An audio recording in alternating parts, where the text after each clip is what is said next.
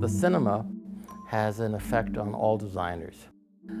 I chose The Girl with the Pearl Earring because it's about a part of Vermeer's life. The amount of work he did in his life was, I think, 12 or 13 paintings, but they were done with such intelligence and sensuality.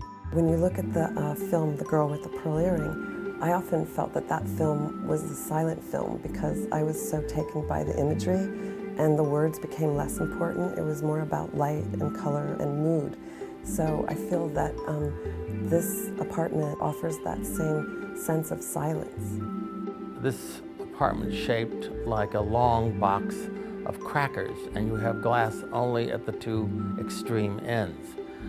It was my thought then to let light come into the room to its maximum effect. This is the living room, and so what I did here is to create a feeling of maybe time from the past. So the scratch coat brown plaster walls, which is really cement plaster, is quite ancient, and that was even used by Romans. I designed the sofa to be slightly smaller, and it's backlit, so the furniture here comes together on a carpet island, and it floats.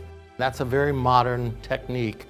Probably one of my favorite spots there is the little breakfast alcove that he's sort of subdivided away from the living room. I love the scale of the pieces of furniture that he chose, again referencing the film, and they're actually from Holland & Co. What I've done here is to be theatrical. This is a curtain, a heavy kind of muslin drapery. This is my fabric from my fabric collection, and it simply hides the kitchen. So maybe 80% of the time when you're home by yourself, you're going to actually not have this pulled. You're going to pull the drapery back. So now you have the kitchen. The wonderful wood floors here were given to us by exquisite surfaces. And so I think that the stainless appliances and the modern pewter all sort of work together so that I'm not really turning my back here on the modern world. I'm simply using some references from the past that I'd like to think bridge that area between Vermeer and the 21st century. I love very much the dining room that John has done because I love the color palette. It's a very quiet, unobtrusive color palette. And I love the color that John chose, this elephant gray from Ralph Lauren paint. It's a beautiful backdrop for all of the beautiful elements that he's chosen to put into this room, like the pewter dishes on the table and the crystal glassware. They all sort of reflect off of one another. It's wonderful the way that John has chosen these rich and elaborate different textures for the pillows and the fabric on his sofa, and then juxtapose them with this more modern contemporary rug from Karistan.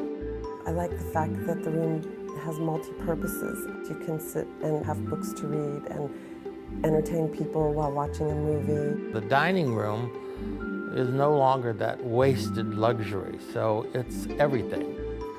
John extended his vision into the downstairs powder room by bringing that elephant gray into this room, and actually he didn't choose to paint all the walls this particular color. He only painted the back wall. And then the fixtures are beautiful. The fixtures are from Kohler, and there's a beautiful shower as well, all of which are from Kohler. Coming upstairs, I do believe honestly that when you don't have natural light, you have to compensate with mirrors. So here I've used the largest possible mirror to open up the space. And because I think the floors are so beautiful, I have left them just as plain as possible so that you really enjoy them as you ascend the stairs. Sometimes I use color psychologically to manipulate people. If you want your living room or your bedroom to be shimmering and white and cool, well, you take a dark color, a rich color, and you walk someone through a tube of eggplant or British racing green, And then when you get to the reward, that room is twice as white as the corridor you just subjected them to. This room was just a square box and not terribly big, but he's given the illusion of a much larger space by the use of the mirrors on either corner that are at a 90-degree angle and adjacent to the floor-to-ceiling shutters.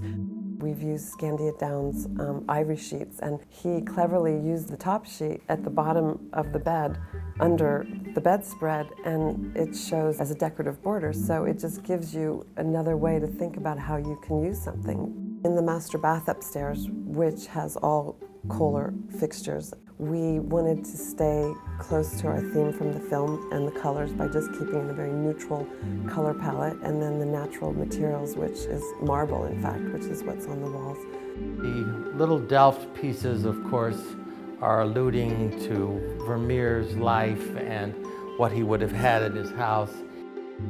The townhouse really is very reflective of Veranda's brand, which is timeless design and something that's classically modern at the same time.